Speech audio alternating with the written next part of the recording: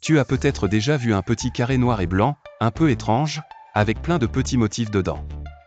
On dirait un dessin bizarre, fait de petits carrés, un peu comme une grille. Ce petit carré, c'est ce qu'on appelle un QR code. Ce qu'il faut savoir, c'est que ce petit carré peut contenir des informations. Il peut te montrer un texte, t'emmener sur un site internet, ou même t'aider à partager quelque chose avec quelqu'un, juste en le scannant. Tu peux en voir un peu partout aujourd'hui. Dans les restaurants, par exemple, à la place du menu en papier, il y a souvent un QR code à scanner. Tu peux aussi en trouver sur des affiches, sur des produits, ou même sur des cartes de visite. Il suffit de pointer ton téléphone vers lui, comme si tu voulais prendre une photo, et hop, quelque chose s'ouvre. Alors, comment ça marche exactement? Ton téléphone a un appareil photo, comme tu le sais. Quand tu ouvres l'appareil photo, et que tu le diriges vers un QR code, il le reconnaît. Et s'il détecte quelque chose, il te propose de cliquer dessus. Par exemple, si le QR code mène à une page internet, tu verras un petit message qui te dit ouvrir le lien. Tu appuies dessus, et tu te retrouves directement sur le site.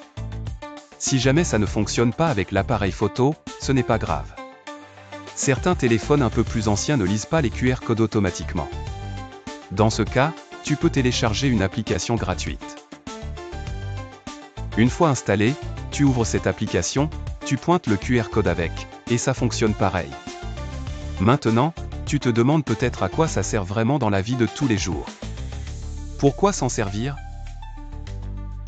Eh bien, imagine que tu veuilles envoyer tes coordonnées à un ami, ou à quelqu'un de ta famille. Tu pourrais lui dicter ton numéro de téléphone, ton adresse mail, ton nom. Mais il peut y avoir des erreurs. Avec un QR code, tu peux rassembler toutes ces infos dans un petit carré. Il lui suffira de le scanner pour tout récupérer, sans rien avoir à taper. C'est pratique, rapide, et surtout, ça évite les fautes. Autre exemple. Tu veux partager une photo, ou un lien vers une vidéo que tu aimes bien. Tu n'as pas besoin de l'envoyer par message. Tu peux créer un QR code qui contient cette photo ou ce lien. Tu le montres à quelqu'un, il le scanne, et il a tout de suite accès à ce que tu voulais partager. C'est aussi très utile si tu veux garder des informations pour plus tard, sans avoir besoin de les écrire. Il suffit de créer un QR code, et de le conserver.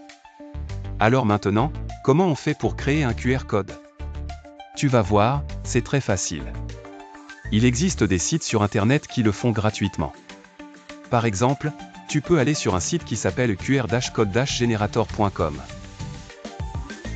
Quand tu arrives sur le site, tu verras une grande zone où tu peux écrire. Tu tapes ce que tu veux transformer en QR code. Par exemple, ton nom, ton numéro, ou un lien vers une vidéo. Ensuite, tu appuies sur un bouton qui dit générer ou créer. Et tout de suite, un QR code apparaît. C'est ton code à toi. Tu peux le télécharger, l'imprimer, ou le montrer directement à quelqu'un.